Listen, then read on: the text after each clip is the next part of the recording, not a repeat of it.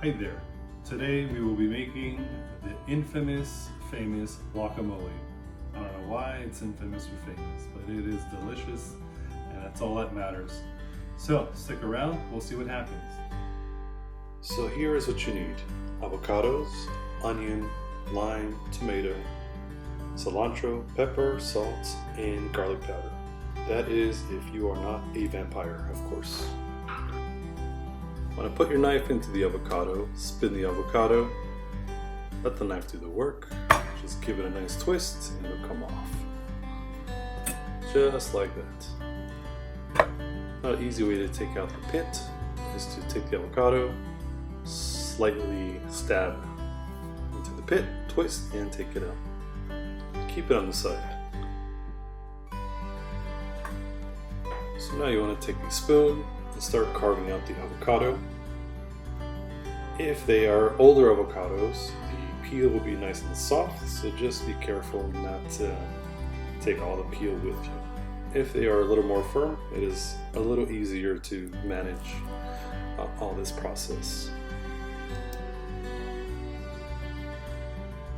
Now we take this tomato, we're going to take the end off and cut it in half. And then we'll take one of those halves and start slicing almost all the way to the back a couple times, and then from the top we will slice down, and then we will slice again one more time like so, and this will give us those perfect little squares. Well, mostly perfect. Once these are cut, you can go ahead and put it in the same container. Since all of this will be mixed, we will repeat the process with the remaining tomato and be ready for our onion. Here we want to peel our onion, and again, almost the same as a tomato, we're going to cut it in half, take the top off, and we want to leave the bottom part on, whatever it's called, not really sure. But then after that, we will slice it again, maybe halfway, depends on how much onion you want.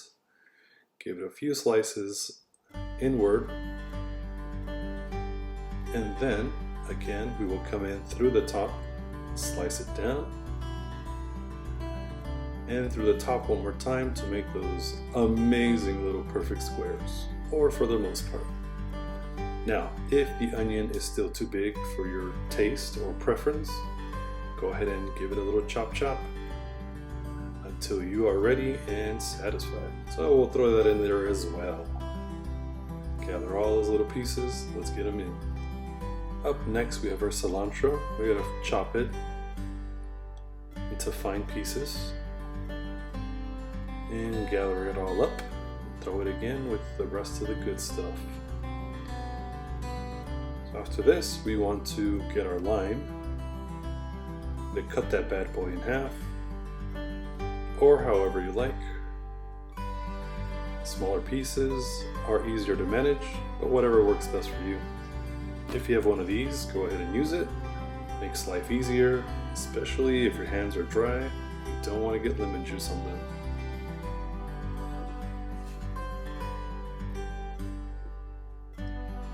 Up next, we're going to be generous with our salt. Don't be afraid. And then we will take our pepper grinder and grind some fresh ground pepper up in there.